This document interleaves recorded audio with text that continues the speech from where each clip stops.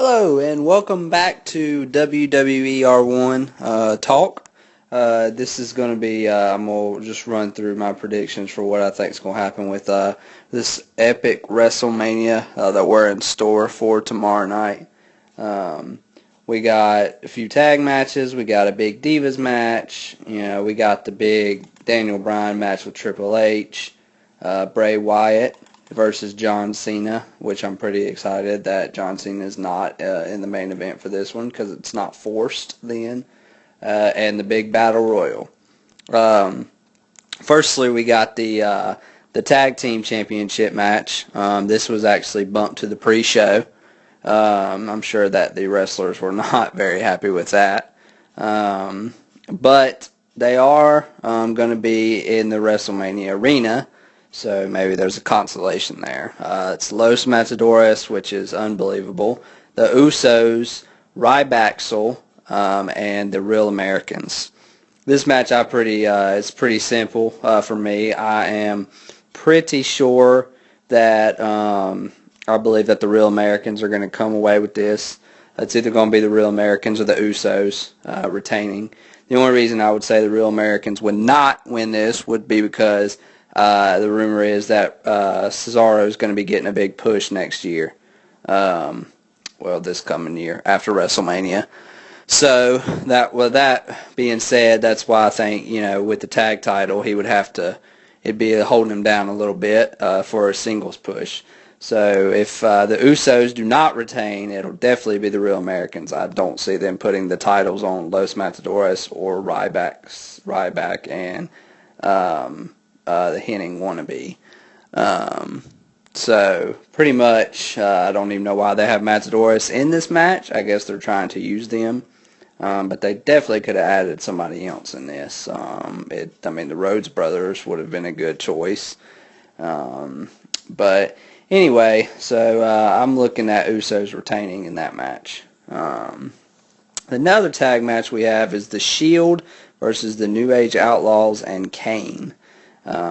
This one a lot of people were actually pretty disappointed with, mainly because, the Shield are so big now that I think they're bigger than a 3-on-3 six-man tag, especially with New Age Outlaws and Kane.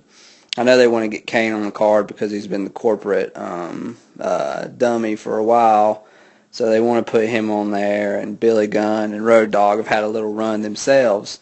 So, they could have thrown them in the championship tag and then maybe let Roman Reigns take on Kane one-on-one or anything other than this. But I expect that the Shield are going to go over clean in this. The rumor was for a while that the Shield were going to be breaking up. Ambrose and Rollins were going to be turning on Reigns. But I don't think that's what's going to happen now. I think that they're going to stay together for a few more pay-per-views. So I'm expecting the Shield to go over clean in this one. Any swerve would be, the Shield breaking up.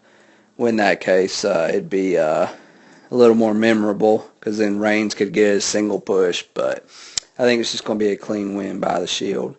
And then we got the Divas Invitational, which I'm not usually all about Diva matches, especially the Divas nowadays, other than AJ. But the fact that they made this where all the Divas are going to be in the ring at the same time does make it a little better.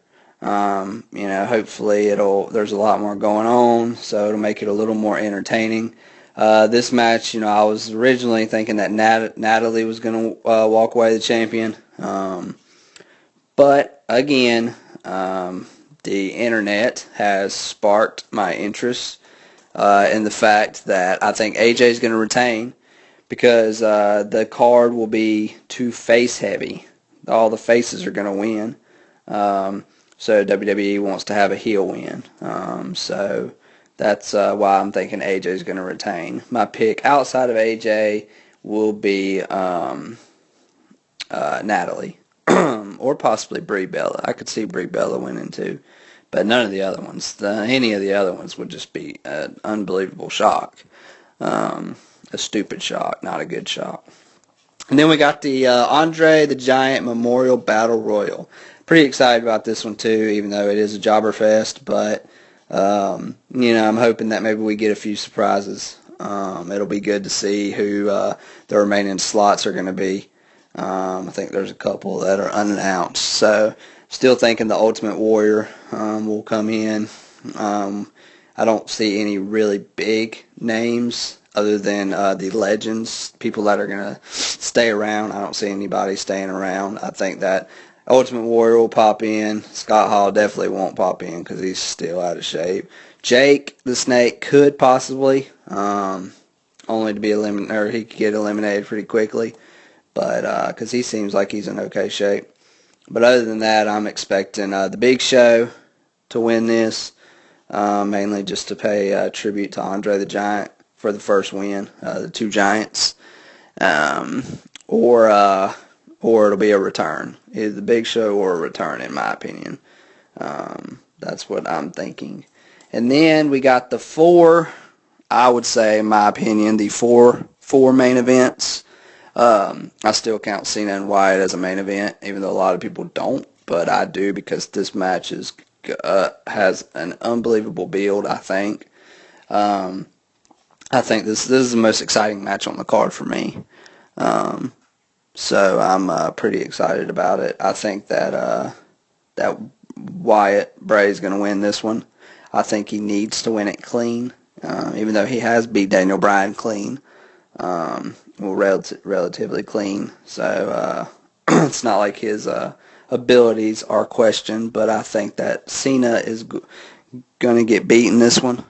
I think that the rumor that I saw today on the internet, it's just full of rumors for WrestleMania, is that they're talking about Bray beating Cena and Cena actually being stretchered out to sell the beating. That would be pretty crazy. I don't see that happening because of this whole Cena's legacy thing, but it might. We can hope. That would be a really good ending. Even if Luke Harper and Eric Rowan assist him, if Cena leaves on a stretcher, then that's going to be good. And then we got the streak match, the streak match has been in every WrestleMania for the past some time now. We got Undertaker defending his streak against Brock Lesnar. A lot of people have been complaining about this build for this match, but any match with the Undertaker, you just sit back and enjoy. You don't complain about the build towards the match, especially it's Brock Lesnar, because Brock Lesnar is really physical. So this is going to be a war, like the lady says. I think that this is going to be a beatdown from Brock Lesnar to the Undertaker. I think he's just going to tear him apart, and then the Undertaker's going to pop out and with the win somehow. Maybe a Hell's Gate again. That'd be good. But I think that that's what's going to happen in that. So, and then we got the two main ones that everybody's talking about, Triple H versus Daniel Bryan. This match is going to be absolutely amazing, in my opinion. And they're even talking about making the match submission or a no disqualification match, which would be great.